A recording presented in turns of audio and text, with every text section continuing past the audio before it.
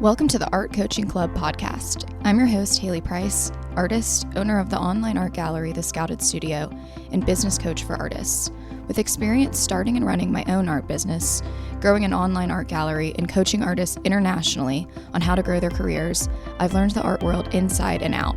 I've made all of the mistakes so you don't have to.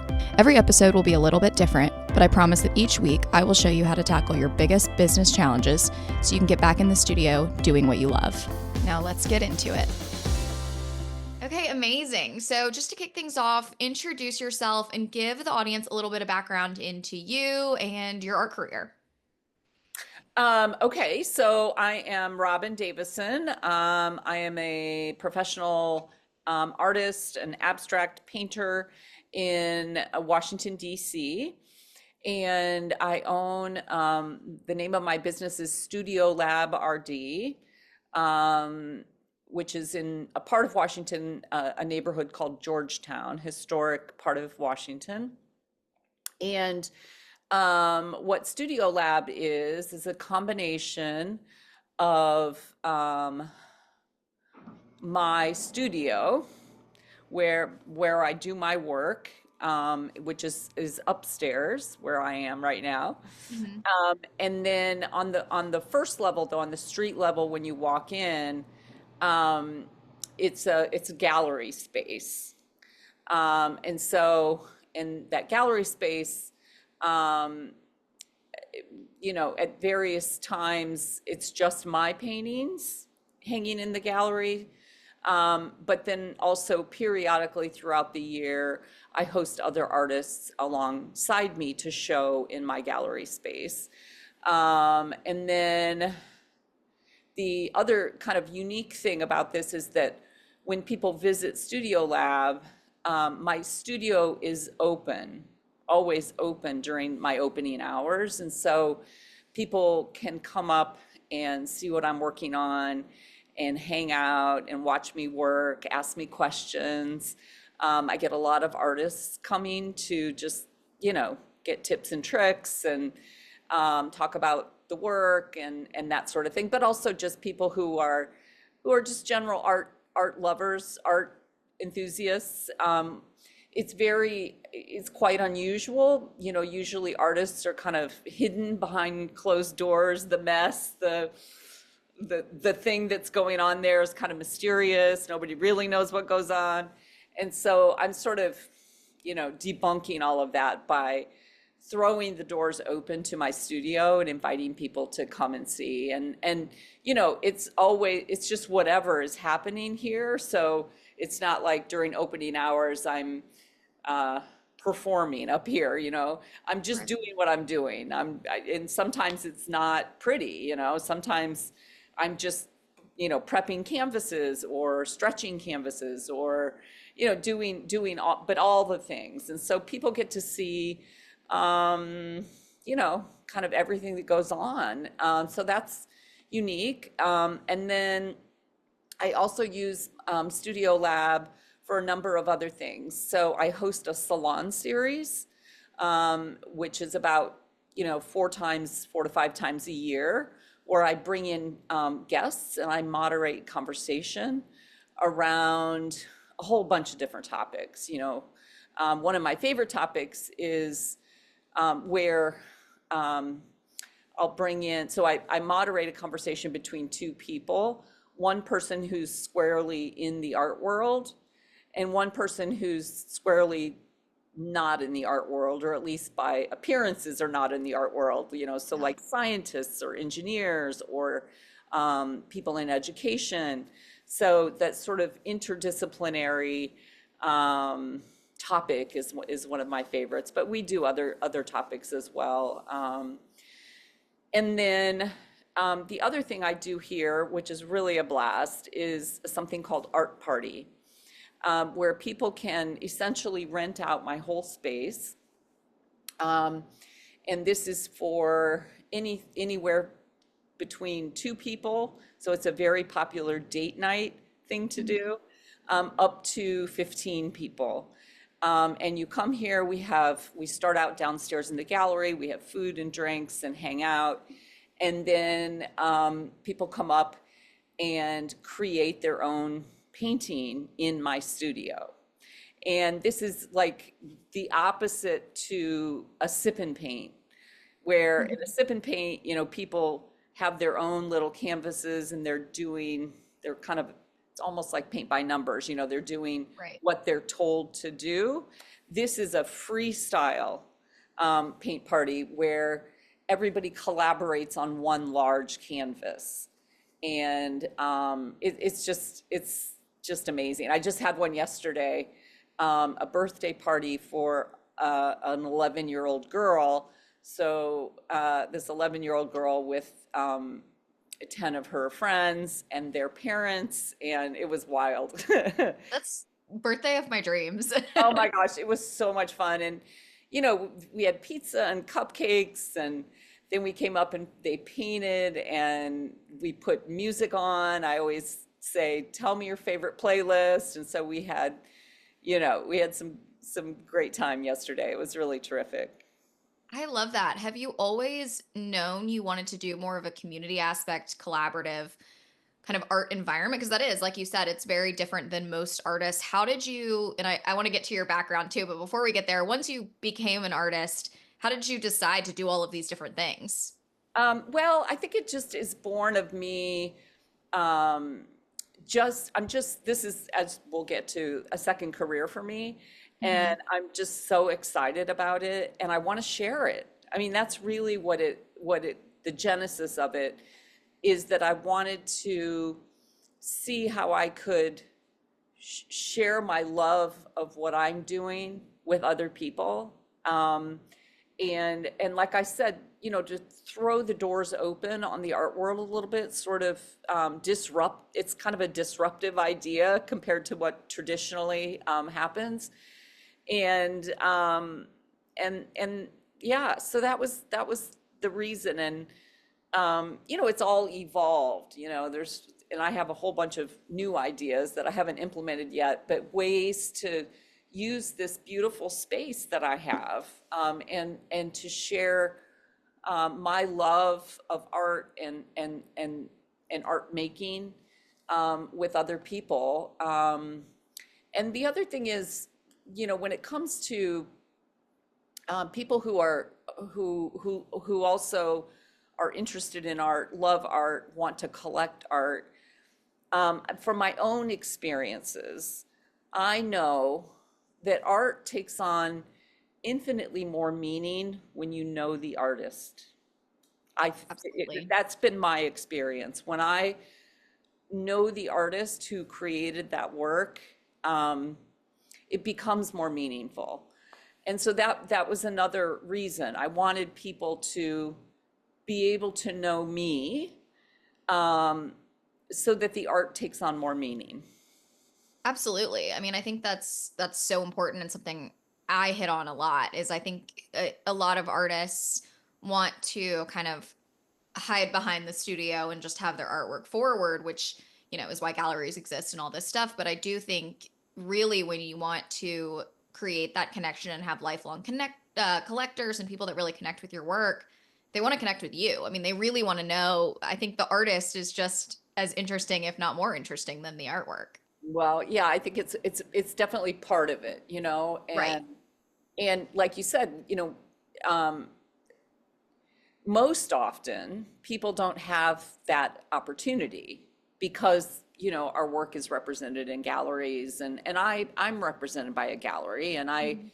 um, I'm very grateful for that. But um, I do know that, yeah, it's just when people can, you know, understand more about the work, I'm right here. I can explain to you where this work came from, what the inspirations were at the time, what I was thinking, what I was feeling, and the technical parts of it. I'm very much an experimentalist, so I love to talk about the process. And, there's no way a gallery, even the very best gallery, can communicate all of that, all of the story. So Right. Yeah. Well, I want to get into your style and your work, but first, can you take us back? Can you tell us, you said this is your second career. What did you do first, and how did you come to be an artist after that first career? Yeah. So I'm a scientist. I had a 25-year career as a scientist in academia. I was a professor at a couple of big research universities here in the U.S.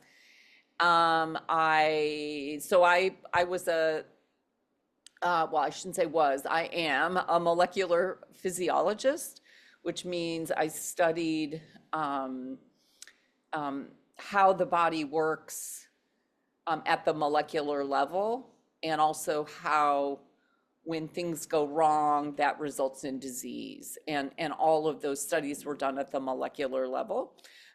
My particular area of expertise within that was hypertension, high blood pressure, and also preeclampsia, the pregnancy specific hypertensive disorder. So that's what we studied in the laboratory. And yeah, I did that for 25 years. And so what happened was, I mean, this was definitely not my plan. I'll just tell you that. As it often, yeah, I didn't as life set out goes. to blow up my 25-year career. I was a tenured full professor. I was an endowed professor. I mean, this was not the plan. Um, but what happened was we had moved from, I was a professor for many years at Cornell University in upstate New York, and we had moved to Washington, D.C. for my husband's job. And so when we made that move, I mean, there was no way I was giving up my career. And so I commenced to commuting back to Cornell from Washington, which involved planes, trains, and automobiles, I will tell you, Okay. literally. And I did it twice a month. So I would fly from DC to Ithaca, do my work there. And then I also had a laboratory in New York City. So I would take a campus bus down to New York City, do my work there, and then take the train back to DC. Oh my So I gosh. did this crazy commute for almost 3.5 years. And I got to the point where I just knew it wasn't sustainable. I didn't know, I wasn't planning to completely, leave that career. I was just trying to figure out how am I going to um, do this, you know? Right. And so I decided to take a sabbatical, which I had never taken a sabbatical. Usually in academia, you're encouraged to take a sabbatical every 6 or 7 years. And I just never had done it. And so I finally said to my department chair, I think I'm going to take a sabbatical. And he was like, yeah, do it, And so I did. And I decided that just for the first week, I wasn't thinking beyond that. I was just thinking for the first week, I want to do something totally different. Mhm. And so I had always known about a place in North Carolina called the Penland School. And it's a kind of a hippy dippy artist colony, art education Mhm. place near Asheville, about 50 miles from Asheville. And I'd always known about this place. A friend of mine used to go annually, and they have all kinds of really talented artists come to teach all things like, everything from metalwork to jewelry making to woodworking to, traditional painting and drawing, but they all, like paper making and all kinds of things. And I just always thought it sounded like fun to go there. And so by the time I figured this out, I got online to see what was available, and there was one course left with one seat left because somebody had canceled. Wow. And so I said, okay, I'll do that. I'll sign up for that. So, and it didn't matter to me what it was. I could have cared less what I was actually going to do. I just wanted to go there. And it turns out the course with my, the one seat left in the whole place for this week that I wanted to go, was a course on book art, which I thought meant, and it kind of was, but I thought, sort of making a beautiful handmade book. And I thought, ooh, that sounds fun. I mean, that sounds fun. Yeah. And so I went down there, and it turns out that the course was being taught by this just amazing fine artist named Brad Thomas. He's out of the Twin Cities. And he was really teaching. I mean, we did learn some rudimentary bookbinding and things like that, but really it was a course about creativity and the creative process from a high level. And he was Hmm. using, yes, the page and paint and mixed media as the vehicle to teach these bigger concepts. And it was like a lightning bolt. I mean, it just really, I mean, it changed my life. I was Yeah. just swept away that week. And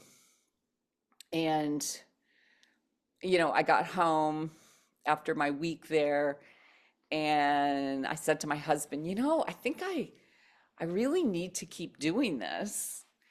And there's such a pull toward it. I'm just going to set up on the end of the dining room table, you know, Hmm. like just one part of the dining room table. So this little, he was like, yeah, sure, go for it. So, I covered the dining room table, protected the wood, and bought a bunch of supplies and started just playing around and took some courses. This was all pre-COVID, so took some courses here in DC, in-person courses, but also took some online courses and just started learning and exploring and experimenting, and it really swept me away. And pretty soon it was the whole dining room table. Sure. And then I extended my 6-month sabbatical to a year. So I had a year to do this. And I mean, that's basically, and the rest is history kind of thing. Like it just, Yeah. and that eventually, I mean, it didn't happen overnight. I didn't just, it took me some time to unravel from my 25-year career and Right. finally make the decision to retire.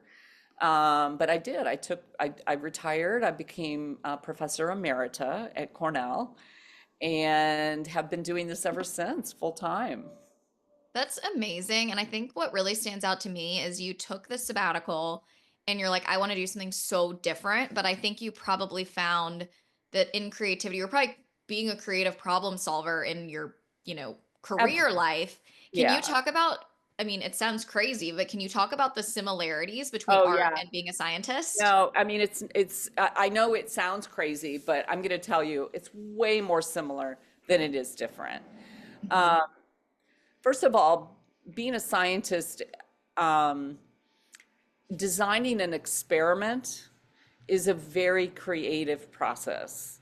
To know what questions to ask, what are the important questions, and how to answer those questions by way of an experiment, figuring that out is a very creative process. Um, the actual doing of the experiment is not. I mean, once you, but the vast majority of the activity is very creative. Once you've designed the experiment, you have to do that exact experiment over and over and over again to get to the truth. Right. Um, so, but the overall process of making scientific discovery um, is very creative. And what I find, so what I think, maybe the main difference that I've found is, like I was saying, in the laboratory, once you've designed the experiment, you have to carry it out, and you carry it out exactly down to the nano, you know, detail, the same every time. And you sometimes have to do it, 10 or 15 times to get to what we call statistical power, to know the answer. The main difference here in my art studio is that this process that I'm doing now, it only happens once. Right. Each move, not even each painting, but each move, each application of some particular medium or tool or color of paint or whatever it is, it only happens once. And that's the thing I find so exhilarating, is that it's the same thing. I'm still trying to discover the truth, but it happens just once here in the art studio. Whereas Right. in the laboratory, it happened over and over and over again. So it's super interesting. And, and my background in experimentation, knowing how to run an experiment, has been absolutely critical to my art practice. Um, I I use my ability to think scientifically and critically all the time. I have hypotheses. I'm always testing hypotheses. Um, I, I, I, I do experiments. That's basically what this is. It's one big experiment. So, I That's such an amazing parallel. And I think the more you explained it, the more it clicked in my brain too. Yes, that is what we're doing, especially when you get in that flow state. It's like you are so focused on, okay, how is this going to interact with this? And even yeah, I think I love, abstract, and that has a lot more experimentation in it a lot of the times than it seemingly than realistic work. But even realistic work, it's like, how is this holding the pen this way going to blend it and make it look, it's very experimental, which I think is fascinating. What I'd love to ask is, how did you realize that was the way you were creating work and the way you wanted to create work? You went from this book making creative course to obviously where you are now. What was the in between? How did you start to develop, I guess, internally, this is the way I like to create? well, I think just a lot of doing, Hmm. like just doing. But I took, and people often say, "Are you self-taught?" And I get what they're saying. Yeah, no, I didn't go to art school, but I have had so much instruction from Hmm. so many teachers, both, here in Washington, D.C., at various venues, so many online courses. And I keep a running list of all the online courses I'm currently engaged in, because sometimes there are so many of them that sometimes I forget that, oh my gosh, I'm doing this online course and I haven't like looked at it in a while. So I have this like Right. list. I can see it right here. One, two, three, four. I have 10 online courses going right now. Wow. So and this is the kind of thing, they're, lifelong access, so I can dip in and out of them, whatever. But Right. so constantly learning, constantly evolving. And, and, I, this is what I'm working on right now, and the way I'm working right now and all of that. It's evolved a lot. And I know that it will continue to evolve because I'm continuing to learn, and I'm continuing to have questions, and I'm continuing to set up experiments. And I just, it's just in the act of continuing to learn and do and learn, you know. Yeah. Can you take us through one of your experiments? So if you're going to approach a painting, maybe you do more than one at once, or you just focus on one. Can you kind of take us through your process? Yeah, yeah, I can give you an example of Hmm. one, a very kind of um, poignant example, recently. So um, I became interested in kind of the beginning, and this is the very beginning stages of it, but beginning to be interested in the interface between painting and sculpture. And so I wanted to see if I could make three-dimensional paintings. So using the same materials in terms of the paint and the mediums and all of that in canvas, could I make those three-dimensional? And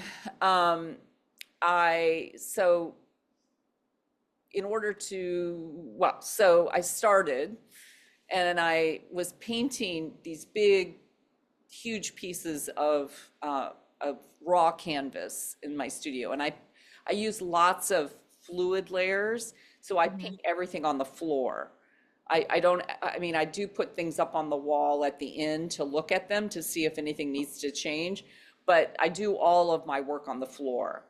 And so one day I was in here just at the very beginning of this new experiment, and I had all these canvases on the floor full of very fluid paint, and all of a sudden I literally realized and looked up and realized I had painted myself in the corner.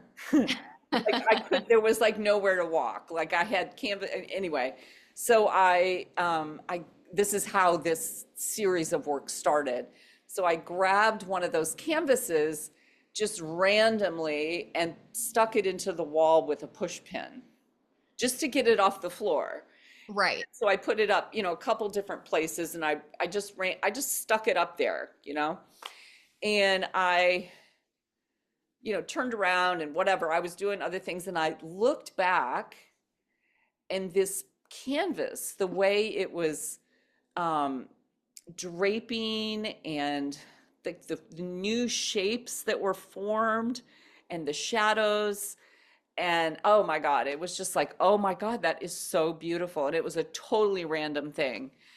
And that's what got me started in this interest of kind of exploring the interface between painting and sculpting. And so I started playing around with this, like how could I shape these canvases into three-dimensional structures? And so, I spent a whole summer working on this, but I realized that the challenge was, how do I make the canvas, how do I allow it to be soft and supple enough to shape, but it would still, how would it still hold its shape? Right.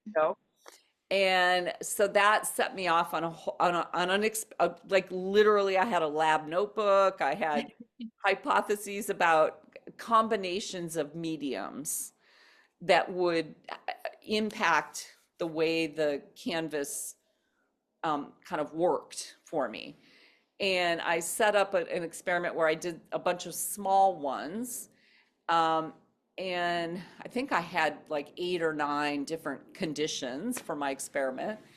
And I thought to myself, what could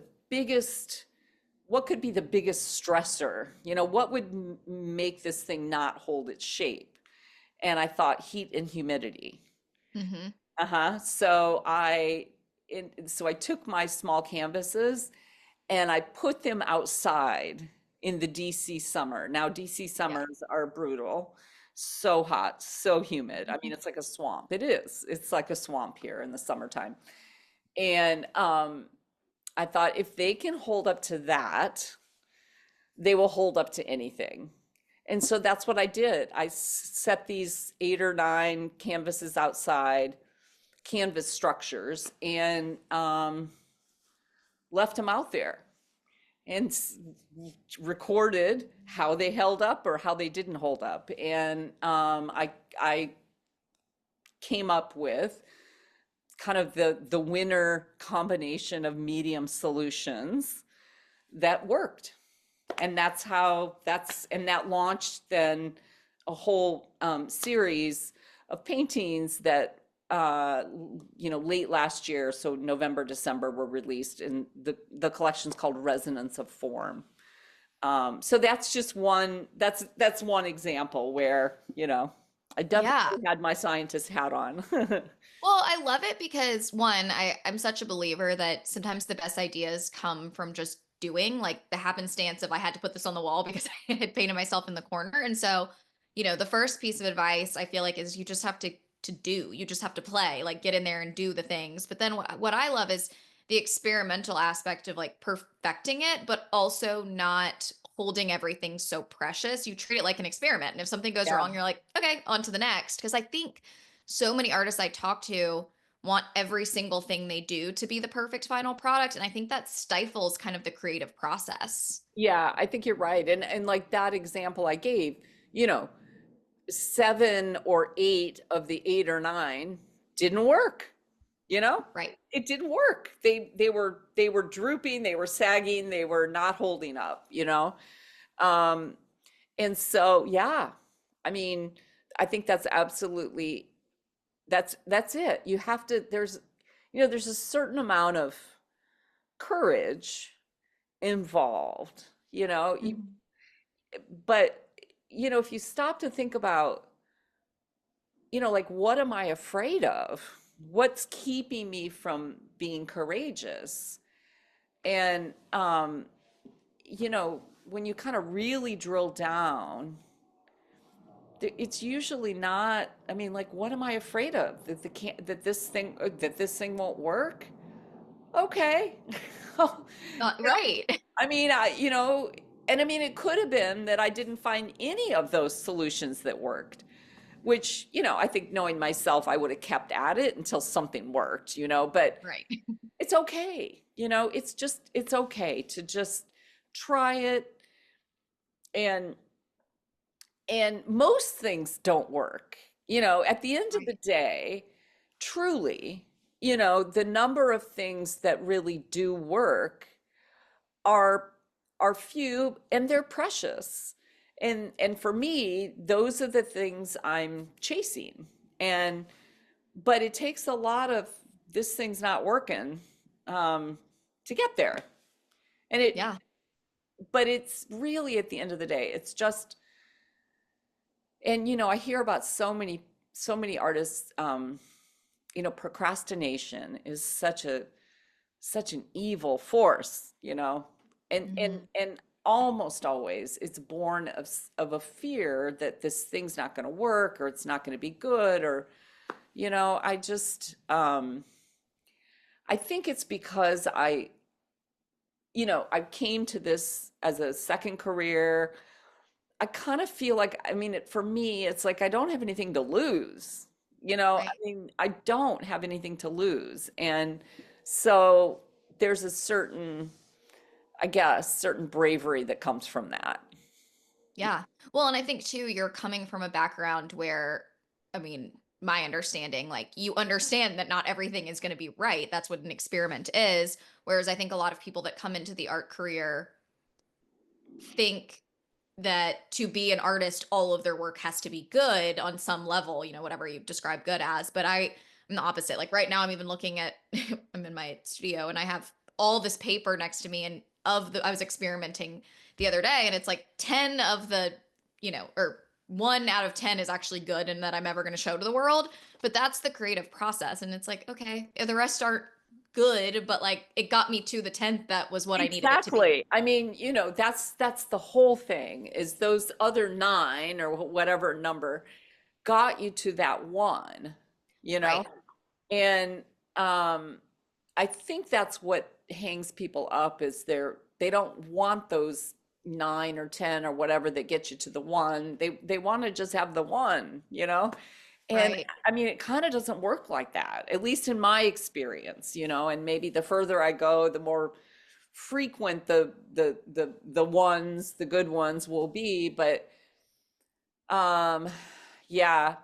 The other thing is, it's just, I say to myself, it's just paint. It's just Yeah. paint, it's not, it's just, Right. it's just paint. I think that's a great perspective too. I mean, it's it really, at the end of the day, we're here to enjoy the process. And I think we put so much pressure on ourselves. And it's why are we here if we're putting all this pressure and making something that should be joyful, like a stressor, a pressure cooker? Yeah, exactly. Yeah. Exactly.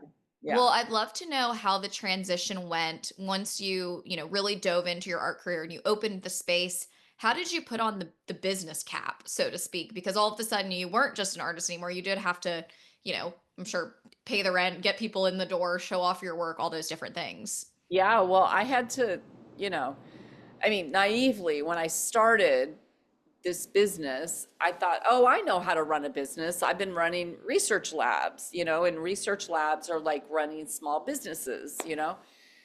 But that was so naive because it's not just the type of business is so much different, but I really didn't know how to run a business. When I was running my laboratories, I had a whole host of people helping me at those universities. There's all this, Right. the grants administrators and the accountants and the IT people and the HR people, those people all surround us and help us in those settings. And so all of a sudden, I'm like, where's my HR person? Where's Right. where's my IT guy? And so yeah, I've had to learn all of that from the beginning. I've loved it though. I love that part of this whole thing. Um, I found that the more confident I become in the business side of things, the all the things that make this business run, um, the more confident I become in my art. And the more, Elaborate. That's really interesting. yeah, I mean, I don't know. I think it's because it's just this confidence that comes when when you've built this foundation upon which your art rests. Hmm.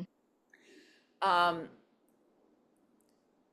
it just makes me, it really, I turned a corner in feeling more confident about the work itself. They really, and I don't really understand that exactly, but it's like it is a feed forward thing. And the more Right. confident I become in the art, the more confident I become in the business side of things.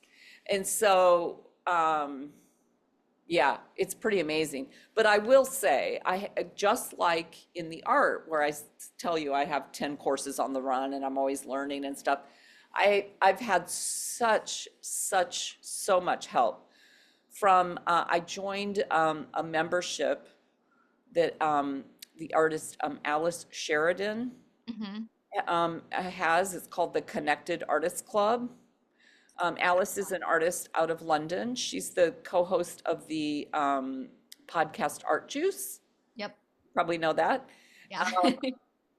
So Alice runs this membership called the Connected Artists Club, and I have to credit her and the Connected Artists Club for getting me going on these Hmm. business aspects. And so the membership is focused not only but primarily on all of those things we need to run our art businesses. So I have to credit her and that membership. I mean, um, it's really incredible. I highly encourage your listeners to check it out. I don't know if it's open right now. She opens it a couple of times a year. But it's based around what she calls the hub, Hmm. which is a treasure trove of information, of recorded videos, sometimes just her with guests. Um, but it's a weekly thing. There's a some kind of a um, topic lesson each week. Like this week, we're going to be talking about kind of a digital tidying up. We all have on our I need computer that. phones, like we need if you tidy that stuff up, you can work more efficiently. And so Right. that's just an example. So the hub is just jam packed with, I mean, I still haven't gotten through all the hub lessons.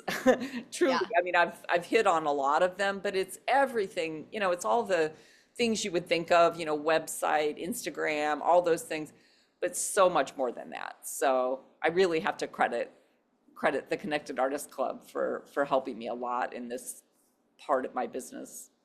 Yeah, I'll link that too for anyone listening that's interested. But I think a couple things you said that are just so impactful that I hope other artists hear is that yes, confidence leads to more confidence. So I think struggling and learning and overcoming makes you more confident, which can lead to confidence in other areas. But also the fact that you sought out help or you sought to learn. I Yeah, think a lot of the times, it's really difficult and we feel like we have to do it all on our own. But a lot of the time, there are resources out there or even just relationships, people you can meet that can just help you give that leg up. And you don't have to, if you don't have an HR department and an IT guy, like you can kind of build that team around you yeah, through things like a membership or a coach or a, whatever, a yeah. friend. Yeah, and I started out when I opened Studio Lab, I told myself I was going to spend the first year or two doing all of this myself. I wanted to do every aspect from, I mean, you know, vacuum the floors and dust the shelves Right. and hang the art and everything in addition to all the other, foundational business aspects. I wanted to do it all myself for a while so that I could figure out the things that I could get help on. Right. And so now I've evolved to having two people helping me. I have um, an assistant who comes and helps to kind of um, mind the gallery, and talk to customers and that sort of thing. And she also helps me with all kinds of things in the background with the website and other things. And then I also have kind of an art advisor now who's helping me to get the right eyes in here into Studio Lab, but also my work out into the world. So, and the particulars of that aren't important. It's just that I figured out um, what can be what other people can help me with. Like I hired, I was doing all my own bookkeeping, but I recently hired a bookkeeper, which has been a huge relief. And it's just stuff like that. But I had to do it all myself first, so I knew what all was involved before I could outsource it to somebody else. But yeah, so that's That's evolving all the time. It's great that you've built a team, but I love that you also understand the importance of learning it from the ground up yourself. I think that's the beauty of starting your own business, and I'm sure a lot of artists can relate, is it's obviously stressful doing it all yourself, but I think you also learn the key things that you're putting your touch on that you have to do and the things that even for me, it's like I've learned things that I am just not as good at as someone else. Like it is worth Exactly. Ex- hiring a photographer for me for certain things. Exactly. But I Exactly. also know how to take a good enough photo that I don't need to hire a photographer every day. It's like knowing what you can do, but when it's worth the investment to have someone else do it, or and also knowing the value of your time. Like you might want someone else to come in and sweep the floors and keep the gallery clean because your time is better suited Exactly. experimenting on a new collection. And so there's all those things you really learn, but you don't really learn them until you do them.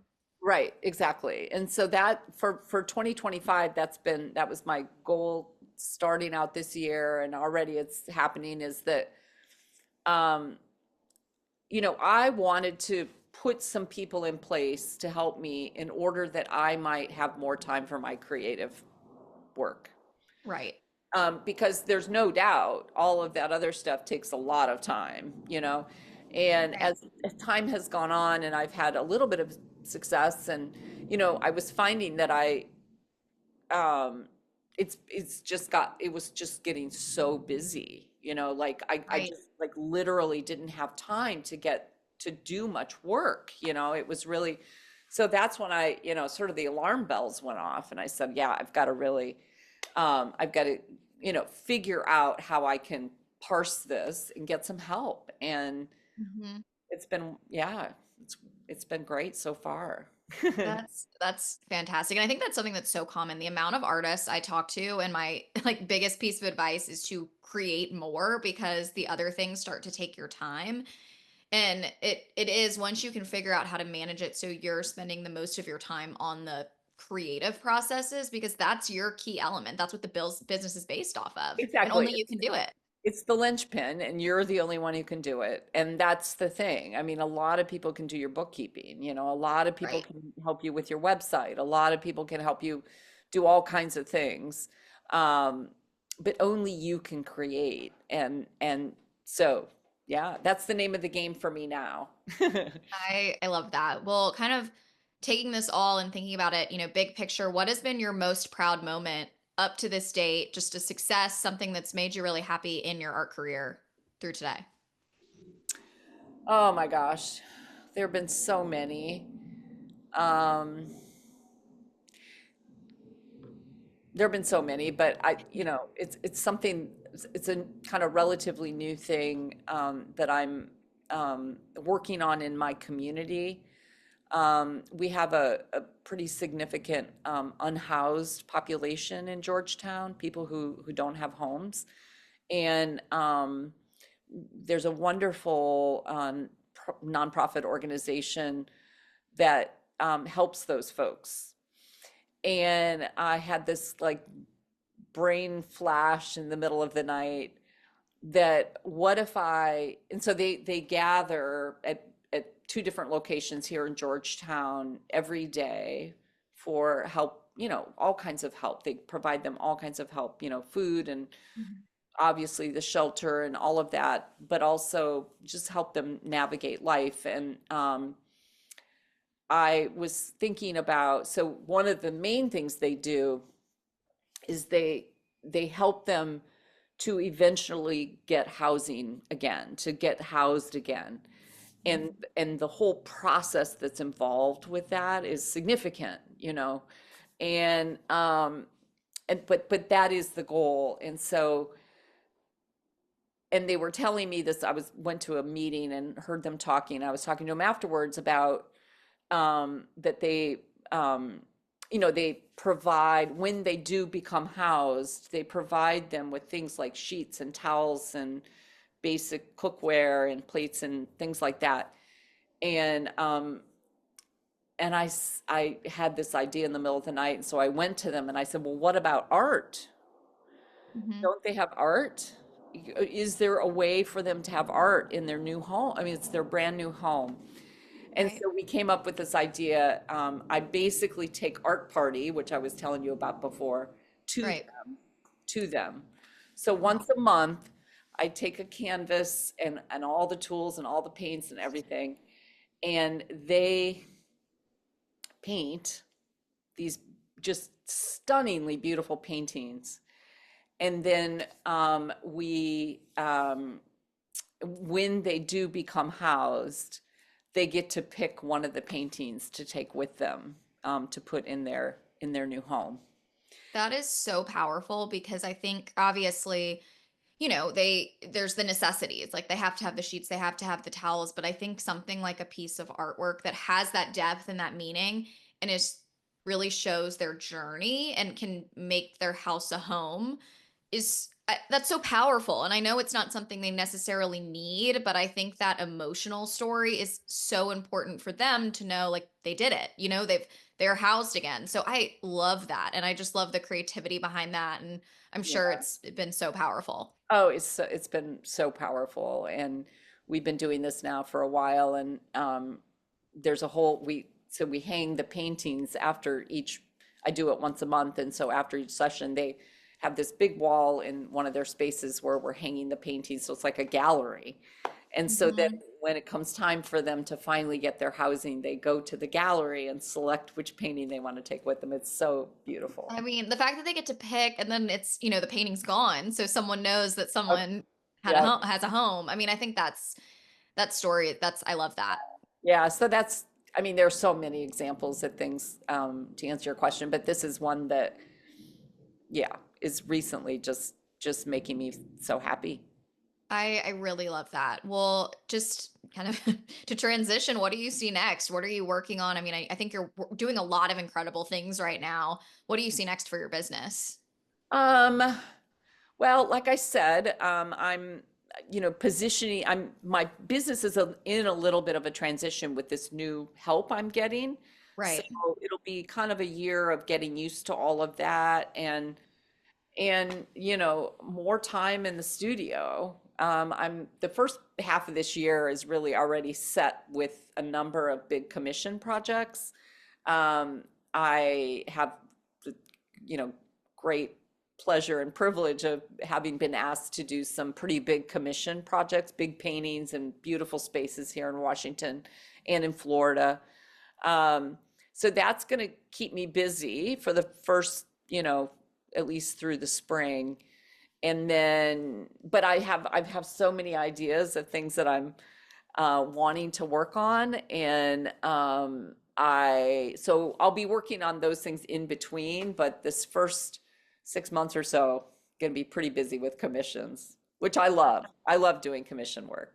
That's really exciting. Well, I can't wait to see what you do next. Can you share how the audience can learn more about you, follow you, learn about you, see you in person, all these different things? Yeah, yeah. So let's see. My website is robindavissonart.com, Robin Davisson Art, all one word.com. My Instagram is Robin Davisson Art. So Robin Davisson is Robindavisson. So two S's. It's kind of unusual spelling. So Robin Davisson Art is Instagram. And then if you're anywhere near Washington, D.C., Studio Lab is at 1037 33rd Street Northwest in Washington. It's in Georgetown.